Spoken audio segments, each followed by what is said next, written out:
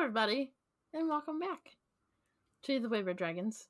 I am one of your hosts. I'm Kelsey. You're doing the intro? Yeah, because you, dropped the ball. There was a noise. I don't know if it was the cat trying to get into the room because the cat is locked out of the room, so I'm just like, Anyways, sorry. Hi, everyone. Yeah, and welcome back to part 2 of Helena Blavatsky. God, that's a name. Yeah, so welcome back. Hope everyone survived the eclipse relatively well, and Oh, I died during the eclipse. hope everyone survived the chaos. Well, not necessarily the chaos, but the energy that is the eclipse. It's not always chaotic, like you are made to believe. And happy Thanksgiving for those that are listening in the US. Hope you have safe travels and that your relatives don't make things awkward and rude. So. And I'm still locked and loaded with my Nerf gun if you listen to the review episode. If you're wondering why I have a Nerf gun, you should listen to the review episode. You do. You've had a Nerf gun pointed at the screen the whole time. Alright. So this is going to be a lot of information. And I figure we can just go ahead and get right on into it. So for this episode, we are going to be talking about Helena Blavatsky, the later part of her life, and the society that she creates. I don't even know how to pronounce that. Theosophical Society. Thank you. You're welcome. It is a lot of information. So the name of the society basically comes from two different Greek words. Theos, meaning God, and Sophia, which means wisdom. So put the words together, it'll, depending on who you talk to, God, wisdom, divine wisdom. So basic way to think of it, you have theology, which is, the study or practice of our belief in some sort of higher power. It's basically religion, the study of religion, and philosophy, which is the study of the way we process things or the thought of life and the way we think about life. Theosophy is a combination of those two, where it is the study of our life from a religious or exoterical standpoint. So it is basically the whole, instead of just why are we here, what's our purpose, it's why are we here from a divine standpoint? What did the divine put us here? What do they have to teach us? What do we have to learn from them? Yes. And depending on who you would talk to, who's a part of the society, you did get different meanings of the word. Blavatsky herself insisted that theosophy, whatever, that it wasn't a religion in itself, but Lockman described it more as like an umbrella term. Mm-hmm. So like how a cult is an umbrella term for a lot of different things. So first starting, Olcott, he was appointed chairman. Judge was the secretary, and Blavatsky was the corresponding secretary, even though she was the group's main leading figure. She was the main person that you saw out in society. She was kind of like their face. And when you actually pull up the society on Google, it's her face. that pops up. No one else, her. So they start the society, and then in 1875, she starts her first book on the theophysical worldview. She wanted to call this The Veil of Isis, but this becomes her first book, which is called Isis Unveiled. This eventually gets published into 2 different volumes. It's over, I want to say 1,000. It's huge. But while she writes the book, she claims that she's aware of a second consciousness that is within her body. She would refer to this second consciousness as the lodger who is inside me. And the writing was basically inspired by the second consciousness. She quoted many texts that she never had access to, And that's what Olcott claims. But Lockman said that she basically had a photographic memory, so once she saw it once, she remembered it for forever. So I don't know who you want to believe on that one. But basically, she had an idea, and this is kind of where the society kind of stems from, that all the world's religions stemmed from this single ancient wisdom. And it connected everything in the Western world with this Hermetic and Neoplatonism. Um, so it it's a lot of complicated things. But basically, Hermeticism is a religion that's focused around the god Hermes, the messenger god. Wow, that's what Wikipedia said. That is wrong. That's what That is Wikipedia said. wrong. So Hermeticism is based around something hermetic or sealed, like think something hermetically sealed. So it is tightly sealed, tightly kept. The tie-in with Hermes is the belief with Hermes Trismegistus, which it was an individual and a teacher who, in parts, was believed to be the god Hermes, and in parts was believed to be the god Thoth. If you look back at our episode on the Hermetic principles, Yeah. we kind of go Okay. into more detail there. That makes a lot of sense. But the book mainly is about the link to Darwinism. So she was very open about her criticism of the Darwin theory. So this is around the time that Darwin's theory of evolution kind of comes out and kind of takes over a lot of things. But she basically said that Darwin's idea physically makes sense of how we evolved, but spiritually, it doesn't make sense. There's something missing. The the mental part doesn't fit the physical part. Is basically what she said in the book. Isis Unveiled is edited by a professor called Alexander Wilder, and like I've said, it was published in 2 different volumes in 1877. It does receive a lot of negative reviews, basically saying that she's quoting a lot of other texts, and she's not really writing anything that's her own. But it was a huge commercial success. It sold out of its first 1,000 copies in 2 days. Her publisher actually offers her to write a sequel, which she actually turns down. Even though the book was a huge success, the society really hasn't taken off yet at this point. There are some lodges throughout the US and London. She has members like Thomas Edison join, but there's not really a whole lot getting taken off. And during this time, this is actually when she's in the US. In 1878, she becomes a US citizen. So we're going to talk about a lot of her journey in India.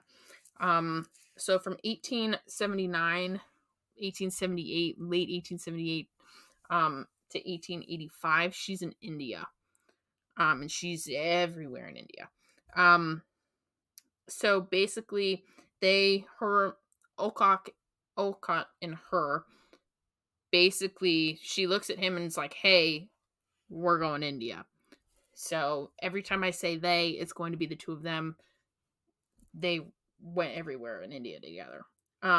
But they first established links with an Indian reform movement, the Arya Samajai, I think is how you pronounce that. And they believed that these two organizations shared a common spiritual worldview, and that's one of the reasons why they went to India. Blavatsky was very unhappy with her life in America, so she looked at Alcock and was like, yo, we're going to India and we're going to join up with this spiritualist movement, this reform movement, because I think their views align with ours. So in the December of 1878, they basically auctioned off everything that they owned. They boarded the Canada, which is, I'm assuming, a boat. No, they took the whole state or the whole country. I'm like, I don't think it's a plane. And they left for London.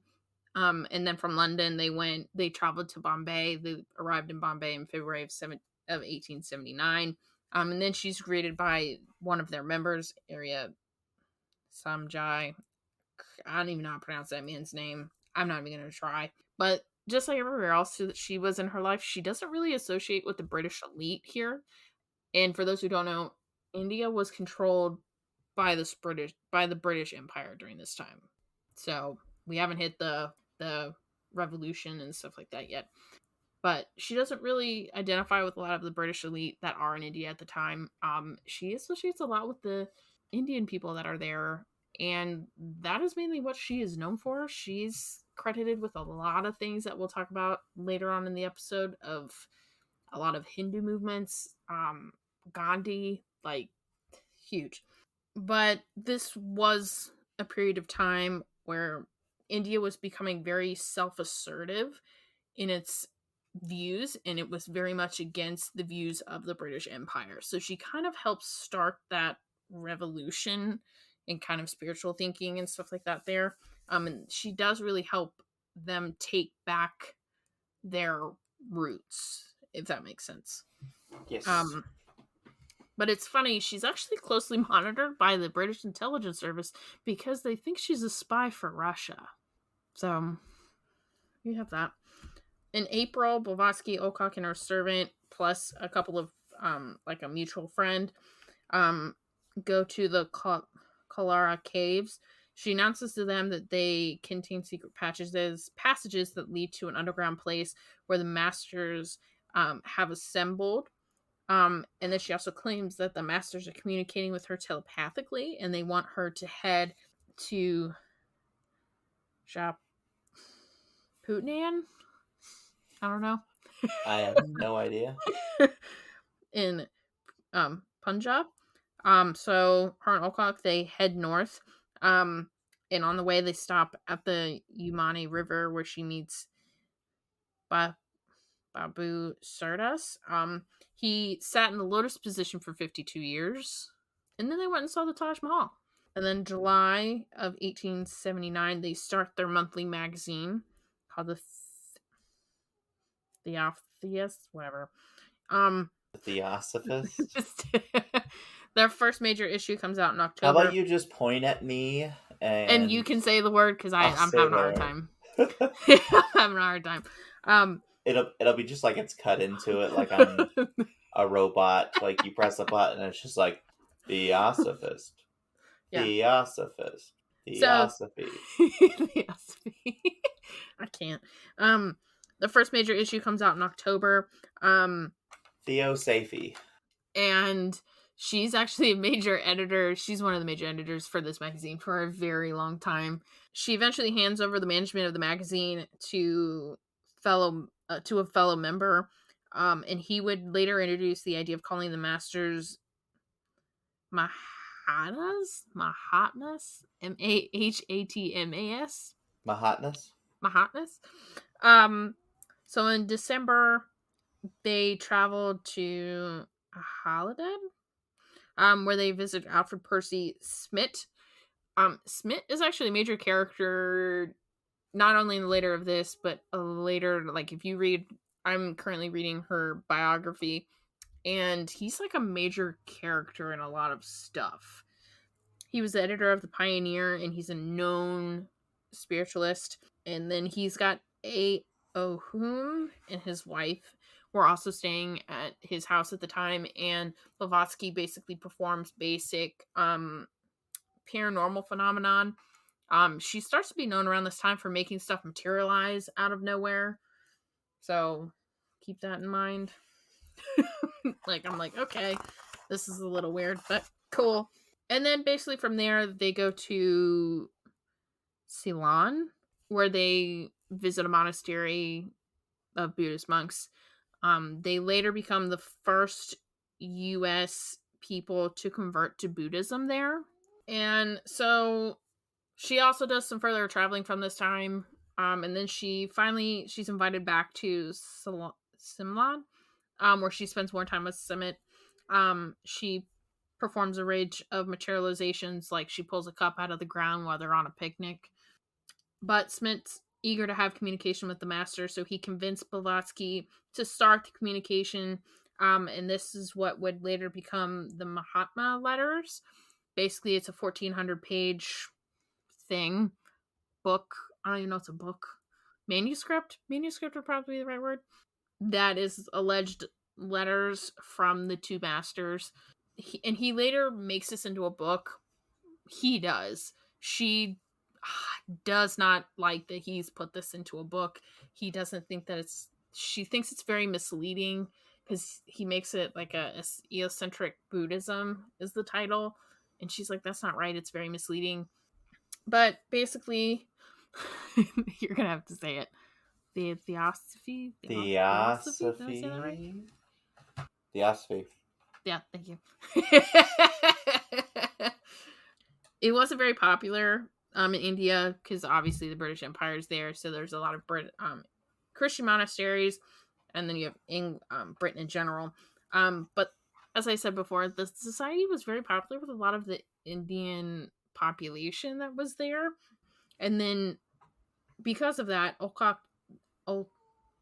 he decided, Olcott? he established the Buddhism Educational Fund. But the fund was set up to kind of help stop the spread of Christianity and help the Indian people kind of take back their culture type thing.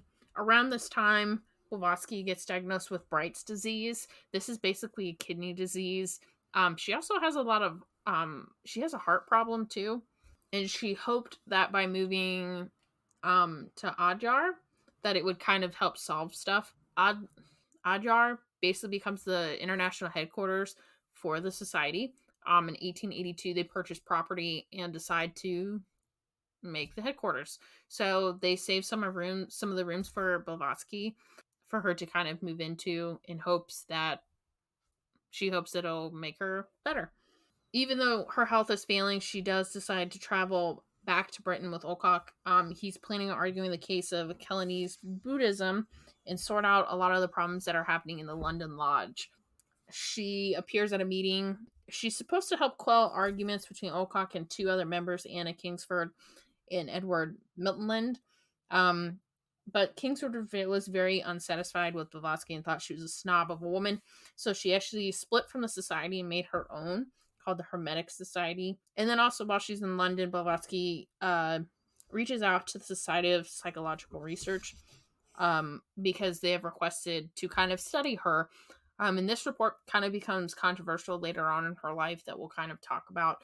Basically, it kind of says whether she's a fraud or not. They initially say that she's a fraud, but later in life they kind of take that back. But basically, she was not very impressed with the society. So while she's in Europe, trouble was happening at the headquarters, the Adra headquarters, and it would later be known as the Colomb affair. Basically, the society's board of control had accused Emma Colomb. Minor sidebar: this is a woman that Blavatsky invited into her home, her and her husband, to stay with her. And while they stayed with her, they caused a lot of problems with members that were also staying with her at the time. Blavatsky had a lot of people in her home, and Blavatsky took the side of Colomb, and in turn, the members that were staying with her returned to Britain. But basically, the society accused Emma of misappropriating their funds for her own purposes, and they had asked her to leave. But her and her husband refused to leave, and they started to blackmail the society with letters that they claimed were from Blavatsky that basically denounced her abilities. The couple went to a magazine and they published a huge article that Blavatsky was a fake. The story got international attention.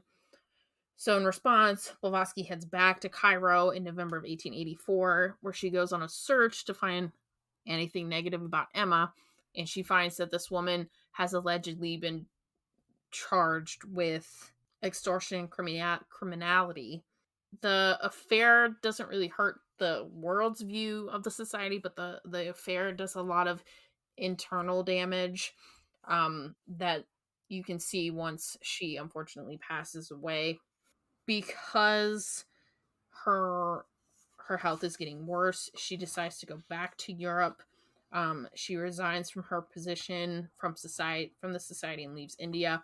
She first settles in Naples, Italy. She had a small pension from the society, but she's also working on another book, The Secret Doctrine, which comes out, I want to say, in 2 volumes again. Mm-hmm. I want to say. I believe so. And then I was like, I want to say every book that she writes is massive. Yeah. And then she kind of like, as someone who has read them, yes, they are friggin' massive. and then she kind of moves around a lot, and she kind of forms like this really small circle of like 12 people that she calls like her disciples and chosen ones. In December of 1885, the report from the Society of Clinical Research is published. In the report, it would say that she was a spy from Russia and that she was a fraud. A number of the society people denounced her and resigned from the society because of this. She wanted to sue her accusers, but Alcock thought it was bad for the society, so she didn't really do anything. But basically, people thought that Richard Hutchinson just wanted to attack Blavatsky and did not conduct a unbiased analysis of her. He just hated her, didn't like her, and that's just how the report went. Didn't really matter what she said or did. But in 1986, the research society does admit to this case, and retracts the report. But in 1886, she is confined to a wheelchair. She goes to Belgium. She visits a whole bunch of other people. And while she's there, she's treated by Dr. William Ashton Ellis. He treats her for a no-fatal illness in March of 87. And then to supplement her income, she opens a small ink producing business. And during this time, she gets letters from the society back in London about how they're dissatisfied with how Smitten's been running it. He was more focused on getting upper middle class support for the society, not necessarily promoting the society in general. So she kind of goes back in 87, and then she establishes her own lodge because that's who she is.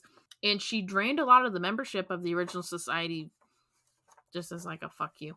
In 89, she is visited by Gandhi. He actually reads some of her work, and that's what kind of inspires him, is a lot of her work, which I think is kind of cool. Yeah, I think the 2 big inspirations for him were her and Martin Luther King. Or no, Martin Luther King. He inspired Martin Luther King. That's what it was. She inspired him, and he inspired MLK. Yep.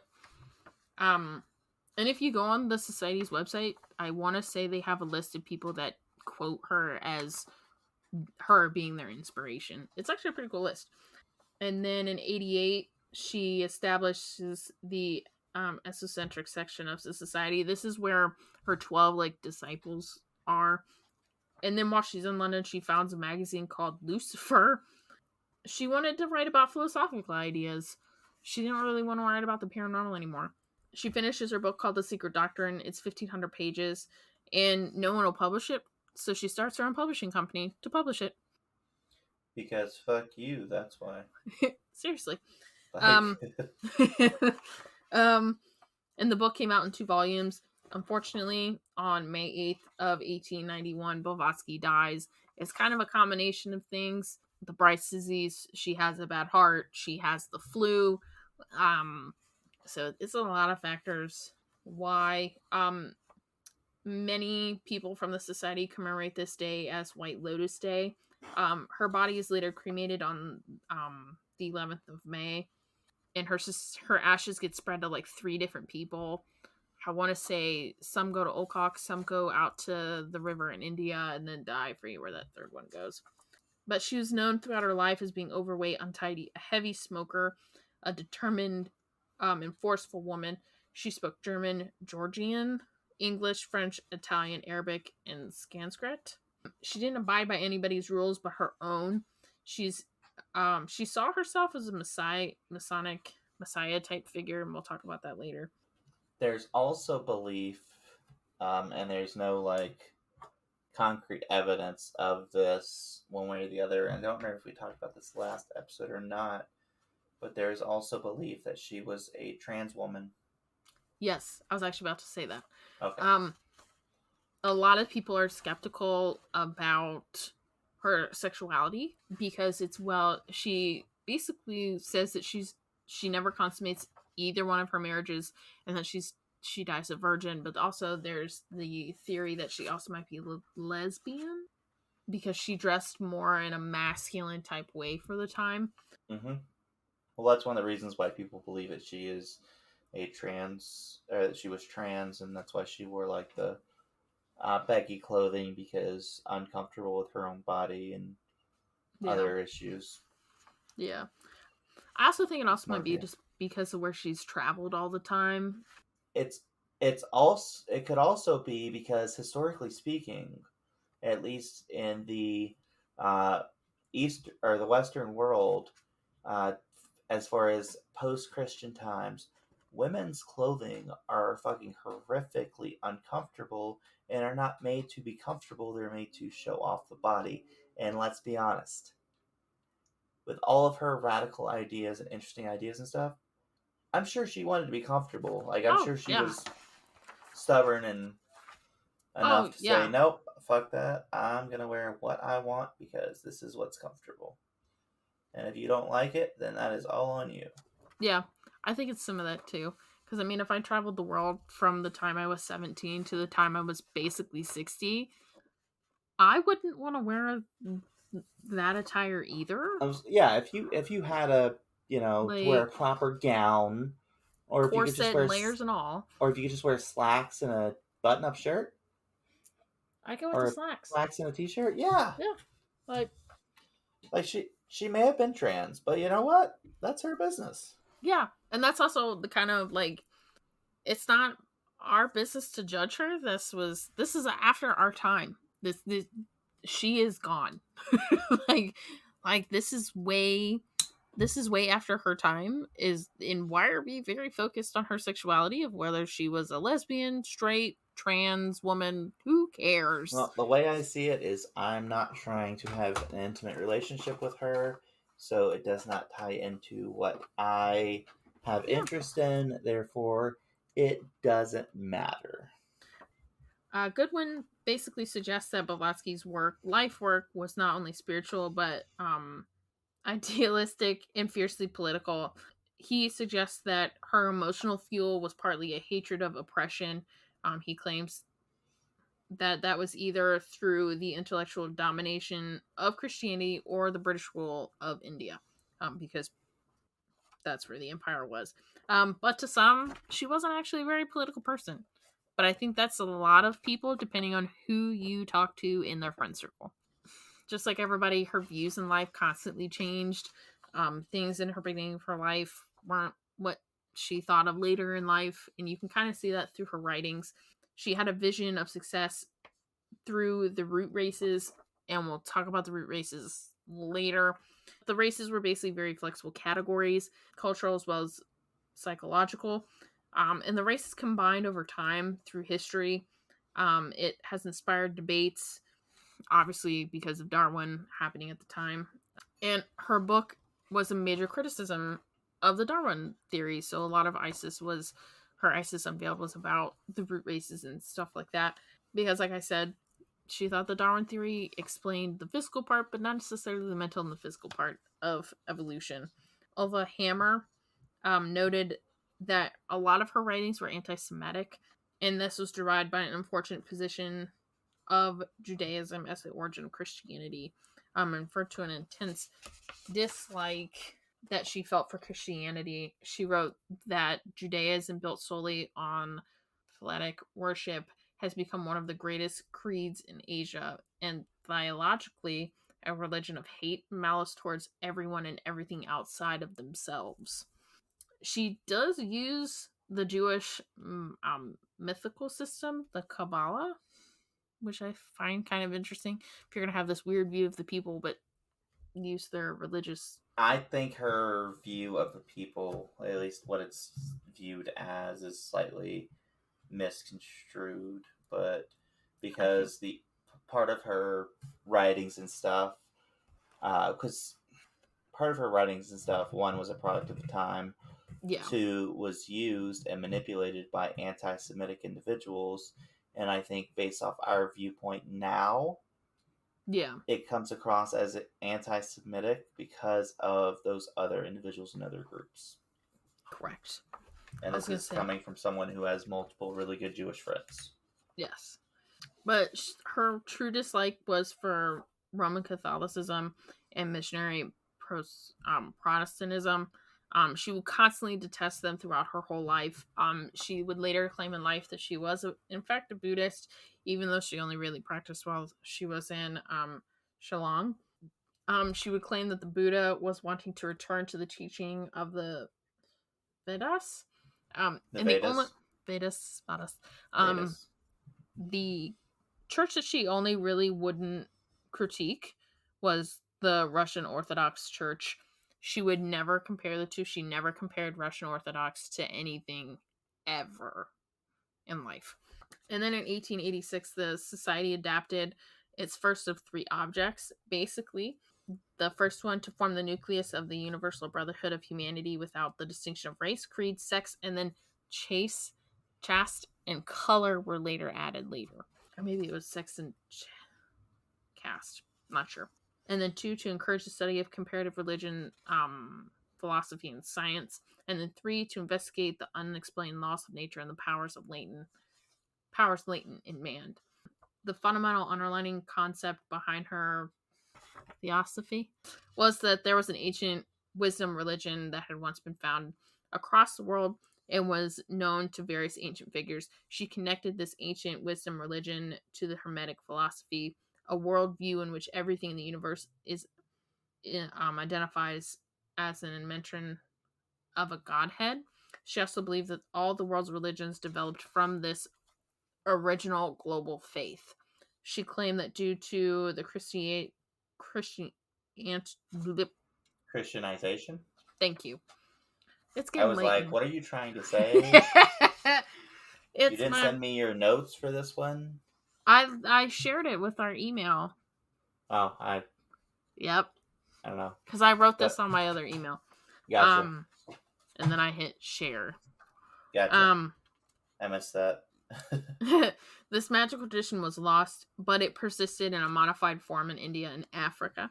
She believed that these movements would lead to it spreading all across the world, eclipsing the established world religion. With these views and bringing them to humanity, she saw herself as kind of like a messiah type figure. Put it plainly, she was, I guess nowadays you could call it, pantheist. Basically, everything is God around you in the universe. She emphasized the idea of impersonal divinity. She would refer to the physical God as the universal divine principle, the root of all, from which all proceeds and within which all shall be absorbed to the end of the great cycle of being.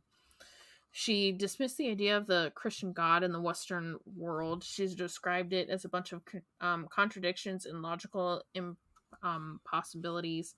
She stated the universe emanated from this divine principle, with each particle of matter being influenced with the spark of divine. Lower orders emanated from the higher ones before becoming increasingly dense and being absorbed back into the divine principle. In the Secret Doctrine, she talks about her belief that in the beginning of time, there's absolute nothingness. And then the primordial essence then separates itself into 7 rays. And then she kind of talks about how the races and stuff start. So I'm going to say this right now, and we've stated this earlier. This is a belief not ours. This is a belief back in time in a different place in society, and a lot of different things were going on in that time. So if this is triggering for you, I'm sorry, but this is a view of someone at that time, and the world was in a different place than it is now. So basically, the primordial sense separated itself into 7 rays, and then the 7 rays created the universe. And then you have these root races. So you have 7 sub races. So basically, the first root race was created from pure spirit and lived on the continent known as the imperishable sacred land. The second root race, known as the Hyperboreans, was formed from pure spirit and lived on the land near the North Pole, which had a mild climate. And the third lived on the continent of Armenia, which she allegedly survives today as Australia. And then she alleged that the fourth round of the beings, higher beings, descended to the planet with the beginnings of human physical bodies developing and the sexes separating. This is when the fourth root race appears, living on the continent of Atlantis. And then they had physical bodies, but some psychic powers and advanced technology. That's always been a claim of Atlantis, that they always have advanced technology. And Yep. then she claimed that some Atlanteans were giants, and they built some of the ancient monuments, such as Stonehenge, and that they also mated with she animals, resulting in gorillas and chimpanzees. Yeah. There's always been a giant theory on the planet. If you watch the show from Netflix, the new like ancient show from Netflix, it's like 8 episodes. It's really interesting. It talks a lot about this stuff. About giants and Atlantis. The Atlanteans were, they basically abused their power, no knowledge, so that's why it sunk into the sea. But some Atlanteans escaped and created new society in Egypt and the Americas. The fifth root race, she claims, emerged from the Aryans, and we're going to talk about them for a minute, and was found across the world at the time that she was writing. She believed that the fifth race would come to be replaced by the sixth and would be heralded by the arrival of a Maitreya, a figure from Buddhist mythology. She further believed that humanity would eventually develop into the final seventh root race. Lockman suggests that by reading Blavatsky's cosmogonical claims as literal account of history, may be doing it a disservice. He instead suggests that it could be read as Blavatsky's attempt to formulate a new myth for the modern age. So read it more as like this is a fictional story, not an actual account, and her stuff will make a little bit more sense. She thought that humans were composed of 3 separate parts: divine, spark, astral fluid, and then your physical body. This would later change later in life to 7 parts. And just like everything else, views change. So in Isis Unveiled, she denied that humans were ever reincarnated. But by the time she authors The Secret Doctrine, her opinion had changed. This is likely because she's been in India for so long. But she states that the law of reincarnation is governed by karma, and that humanity's final purpose being the emancipation of the soul from the cycle of death and rebirth. She believed that no knowledge of karma would ensure that human beings lived accordingly to moral principles, arguing that it provided a far greater bias for the mortal actions than that of the Christian doctrine. Just like anything, she's a huge controversial figure. And her attitudes towards her were in a lot of different camps, and it was in a lot of extremes. Either people loved her or they hated her. There wasn't really an in-between with her. So you had people that thought she was fucking insane, and then you had people that actually believed her. And just like everything, the people that were devoted to her didn't care what you said about her. They believed everything that she did. Everything that she said, she did, according to them. You couldn't sway them to believe anything different. No, and unfortunately, you still have that with something like that with a lot of like certain celebrities and stuff. Is you have people who are fans of them that they can literally do whatever, and people are like, well, that's not true. That's not what happened. Yeah, but according to a religious studies scholar, Mark Bavar, Blavatsky adapted the occult tradition to meet the challenge of Victorian science and morality. And a lot of people describe her as one of the century's truly international figures. The theological movement of the 19th century was created and defined in the main through the acuteness in conceptual ideas provided by Blavatsky. Without her charismatic leadership and uncompromising promotion of the agenda, it appears unlikely that the movement would have attained its unique form. By the time of her death in 1891, she was acknowledged as the head of the community, numbering nearly 100,000, with journalistic organs in London, Paris, New York, and Madrid. Madrid. Her writings have been translated in a variety of different languages. She's got smaller books that she has, not just the two big ones, then she's got a handful of smaller ones. But basically her society and her way of thinking helped redirect the interest in spiritualism, and it directed it towards a more coherent doctrine that include cosmology with the theory of evolution to understand the human's spiritual development, which I've always found very fascinating, is how we have come to believe the things we believe in. Mm-hmm. But it basically took, your traditional Western sources and merged them with Eastern thinking. So she basically combined these two worlds that were kind of warring. I wouldn't say warring, but basically she did what the Beatles did, but way before the 60s. Yes. Yes. But also she was able to make an appeal to women by de-emphasizing the importance of gender and allowing them to take on a spiritual leadership equal to that of men. You have to think, this is a society basically run by men. Women couldn't do anything. Yep. So this provided them a greater role, greater than what Christianity could provide them. Was like, yo, you can do all these things. You don't need to be in Christianity to do that. But her published theophysical ideas, partially those to the root races, have been cited as an influence for area of philosophy.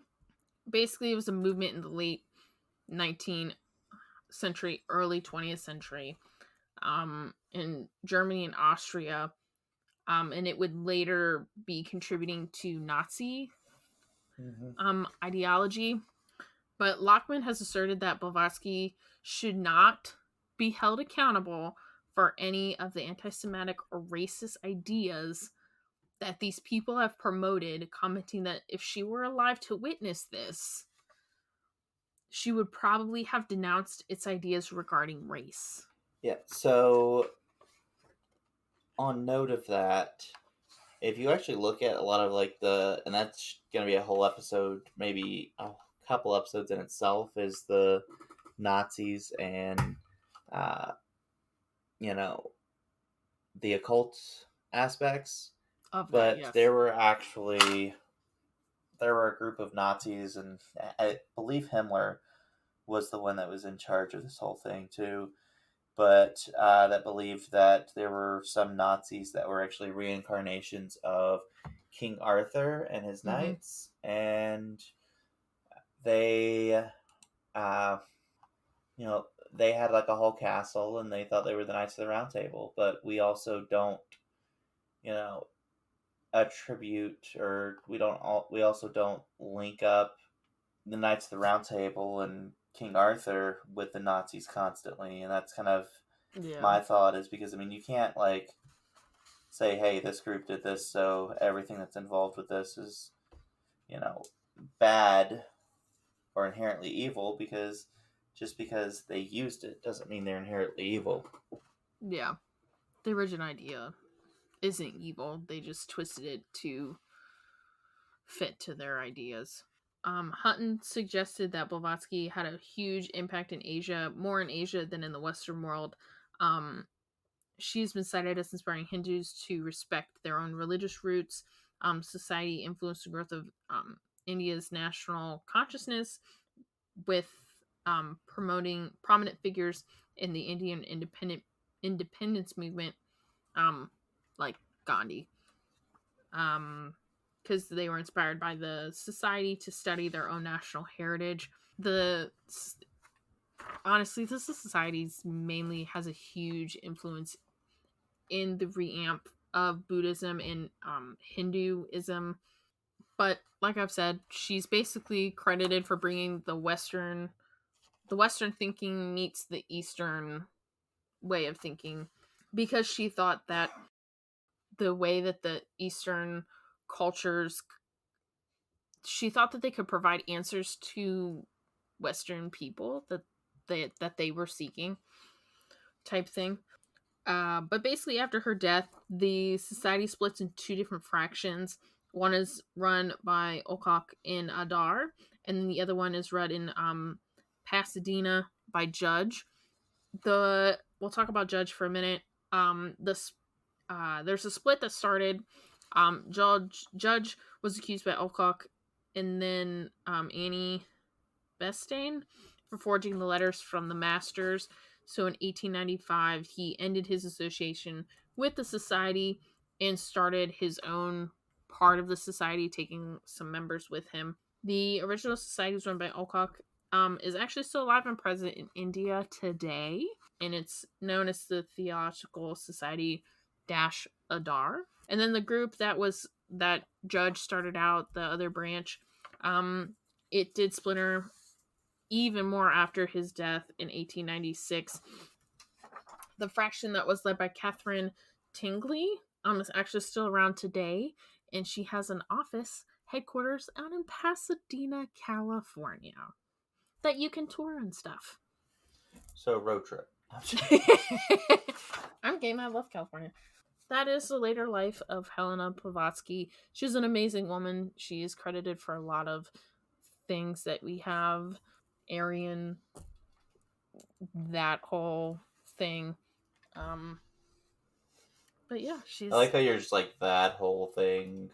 Yeah, we'll talk about that later in a different episode when we talk about Nazi occultism and all that stuff. All those idiots. Yeah, because that plays, unfortunately, that way of thinking plays into that whole thing, and you can separate the two, but it'll make the Nazi occultism make more sense if we talk about it then. Yeah. I mean, she's an amazing woman. She traveled a lot, especially for being a single woman at the time. She traveled unaccompanied for a number of years, and she didn't take any shit from people, which I think is very incredible for a Victorian woman back then. A woman unaccompanied by a man? Scandalous. Scandalous. So, now that we are at the end of our episode, we're going to do our tarot card readings. So, what did you pull? We'll ask that. So I pulled the Hermit. Okay. And then I pulled... Huh? Which, surprisingly enough, I think I pulled a Hermit more...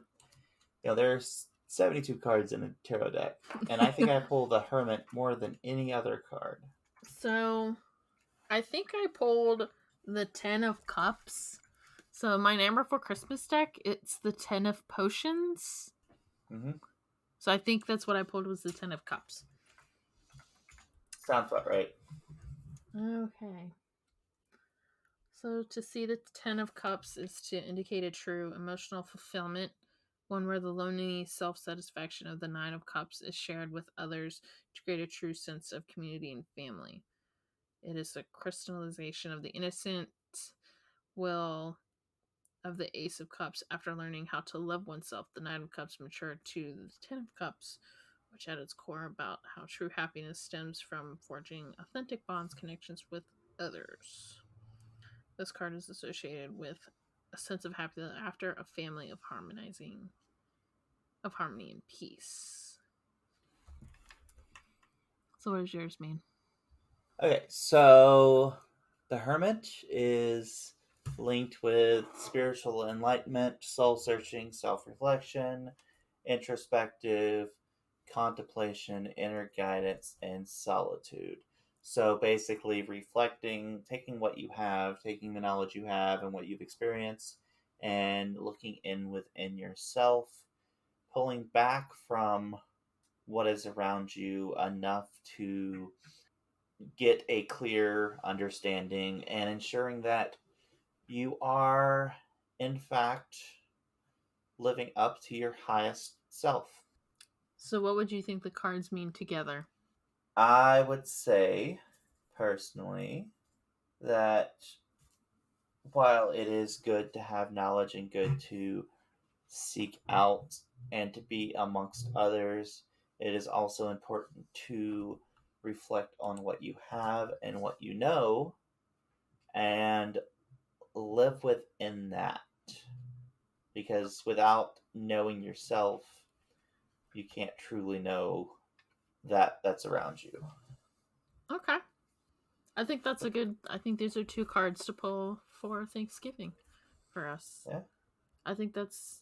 I think those are very appropriate for the next week.